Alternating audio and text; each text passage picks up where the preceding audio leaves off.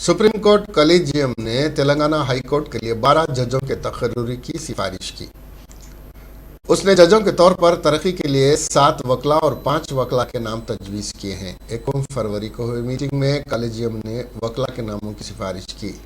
Kasu जोसरेंदर, चाडा Venkat Bhaskar Reddy, सौरपल्ली Nandi, मोमिनी सिधीर Kumar, Javadi Sridevi, Mirza Safiullah bag, नाचाराजू Shravan Kumar Venkat और collegium ने जिन 5 judicial अफसरों के नामों की सिफारिश की है उनमें जी अनुपमा चक्रवर्ती, MG प्रियादर्शनी, सांबा शिवराव नायडू, ए संतोष रेड्डी और डॉक्टर D नागार्जुना शामिल हैं।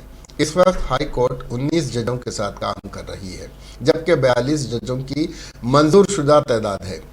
तेलंगाना हाई कोर्ट के एडवोकेट्स और जुडिशियल अफसरान की तरक्की के अलावा SC कॉलेजियम ने झारखंड, मुंबई और कोलकाता हाई कोर्ट्स में कई जुडिशियल अफसरान को तरक्की देने की भी सिफारिश की।